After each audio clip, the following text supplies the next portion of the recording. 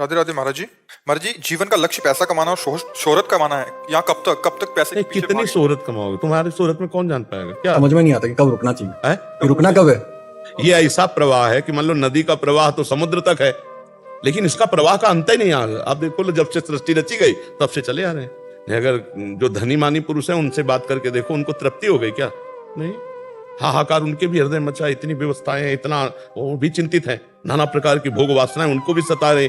इसका अंत नहीं है। जो 1 लाख रुपया चाहता है उसको मिल जाए 1 लाख रुपया तो करोड़ की कामना जाएगा, करोड़ तो अरब, अरब तो खरब, बढ़ता चला जाएगा। ये माया है, इससे कभी तृप्ति नहीं होने वाली, कभी तृप्ति होने वाली नहीं। तृप्ति तभी होगी जब संतोष धन, संतोष आ जाए।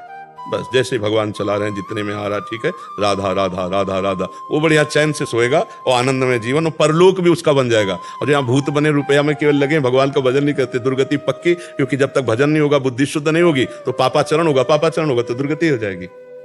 कभी किसी को तृप्ति नहीं हो सकती, किसी भी भोग में, किसी भी विषय में, संसार के किसी भी भोग में तृप्ति नहीं हो सकती। आप कोई भोग बताओ जिसको भोगने के बाद ऐसा लगे कि अब नहीं भोगना है, और भोगे और भोगे और भोगे। बैंक बैलेंस, खर्चा नहीं हो रहा, खर्चे से कई गुना बैंक बैलेंस अधिक है, लेकिन वो चिंतित है क्योंकि उसके सामने वो आदमी दिखाई दे रहा है जो उससे कई गुना बैंक बैलेंस किए हुए है। वो आदमी दिखाई दे रहा है जो कई गुना उससे भोग सामग्री एकत्रित किए हुए है। हमें लगता है कि जब तक गजधन, गोधन, बाजधन ये सब एकत्रित हो गया, लेकिन संतोष धन नहीं, तो फिर जब आवे संतोष धन, सब धन धूरी समान।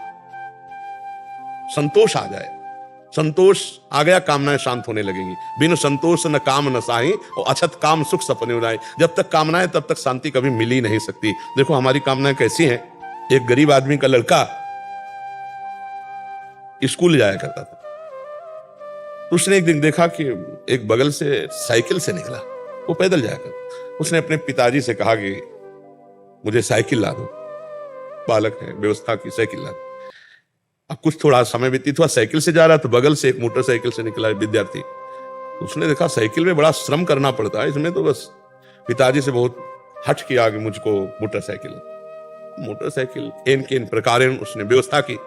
कुछ समय बाद देखा कि पानी गिर रहा, मोटरसाइकिल में भींज रहा, बगल में कार बंद शीशे की। उसने कहा ये कितनी बढ़िया है, इसमें तो घर में जैसे बैठो पानी नहीं भींजना। ऐसा पिताजी से कहते तो काम देखो, किसान आदमी, कहां से तुम्हारी व्यवस्था, पर बहुत बहुत हट किया। उसने खेती आदि बेच करके, जैसा भी अपने पुत्र के दुलार के लिए उसने एक कार छोटी सी ले दी। कई दिन व्यतीत हुए, कार में जा रहा था, जाम में फंसी हुई थी। ऊपर से देखा हेलीकॉप्टर जा रहा, उसने पिताजी से कहा हेलीकॉप्टर, 4 थप्पड़ मारे, कार भी बेचने का पैदल चला। हमें लगता है कि तृप्ति तो कहीं हो नहीं सकती। अगर हमारी कामनाओं की पूर्ति होती चली जाए तो तृप्ति तो कभी हो नहीं सकती, और आज तक किसी की नहीं हुई, ना धन से हुई ना भोगों से। अपने बेटे की 1000 वर्ष की आयु महाराज ययाति ने जवानी ली, अपनी तो भोगी भी, अपने बेटे की लेकर के भी भोगी, तो भी तृप्ति नहीं मिली भोगों में। तो उन्होंने लिखा कि विश्व के जितने भी भोग हैं भगवान से विमुख, इसलिए भगवान से विमुख कि अगर भगवान का भक्त है तो संतोष दला जाएगा उसको। सबसे भगवान से जो विमुख है, ऐसे एक पुरुष को पूरे विश्व के सब भोग दे दिए जाए तो भी वो तृप्त नहीं होने वाला। अब आप देखो अपने मृत्यु लोक में कितने भोग हैं, इनसे कई गुना सुंदर बढ़िया स्वर्ग में है, नहीं? और ऐसी अप्सराओं का स्वामी देवराजेंद्र है, और देवराजेंद्र भी गौतम ऋषि की कुटिया में जाकर उनकी पत्नी से गलत भाव, जो चरित्र शास्त्र जानते, तो मतलब भोगों में तृप्ति लई है। स्वर्ग का राजा इंद्र मृत्यु लोक के एक महात्मा की कुटिया में, जो गृहस्थ महात्मा है, उनकी कुटिया में जाता हुआ अहिल्या जी से गलत संबंध बनाने की चेष्टा की और श्राप पाया। गौतम ऋषि ने साप दिया, जा तेरे शरीर पे 1000 भग हो जाए। तो आप विचार करके देखो, जब त्रिभुवनपति देवराज इंद्र को भी भोगों से तृप्ति लई है तो मनुष्य को कैसे हो जाएगी। तो भोगों से अगर हमको गाड़ी अपनी विश्राम में लानी है तो जथा लाभ संतोष सदा, काहू सो कछ न चाहूंगो। हे प्रभु, जैसी परिस्थिति रही उसी में राजी है। राधा राधा राधा राधा राधा, जो नमक रोटी मिले खाओ, मेहनत करो, परिवार का पोषण करो, ऊपर की तरफ मत देखो कि वो ऐसी बिल्डिंग हो जाए, वो ऐसी कार हो जाए, वो ऐसी व्यवस्था हो जाए, फिर तो जिंदगी बर्बाद है, इसी में लगे रहो। और जब तुम वो ऐसी कर लोगे ना तो तुम्हें और ऊंचा दिखाई देगा, और ऊंचे वाले मिलेंगे। आदमी परेशान इसी में है, नहीं? बगल से निकला कपड़ा पहना, देखा उसका जल गया कि यार इसका तो बहुत जोर का कपड़ा है। अगर हम संतोष करने लगे, यार भगवान ने हमें जो दिया हमारे भाग्य के अनुसार बहुत दिया है, और राधा राधा राधा, तो अपना आनंद आने लगे। लेकिन वो दूसरों को देख देख करके जलता है, परेशान होता है, कभी तृप्ति किसी को नहीं है।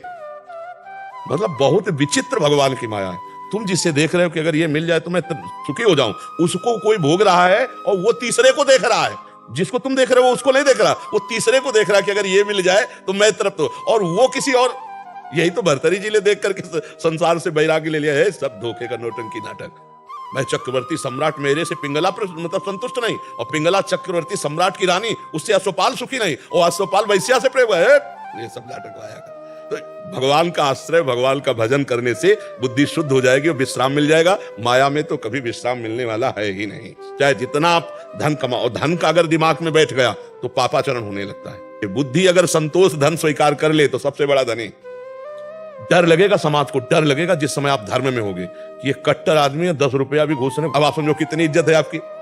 आप भले साइकिल से चलोगे लेकिन आपकी इज्जत कितनी है कि आपका बड़ा अधिकारी जो घूस लेता होगा वो भी आपसे डरेगा कि ये आदमी अपने बस चाहे निलंबित कर दो हमें, हम तुम्हारे तो ये धर्म पूर्वक चलना, संतोष पूर्वक चलना, यही शांति का मार्ग है। और तो मुझे समझ में नहीं आता, तो बढ़ते चले जाओ।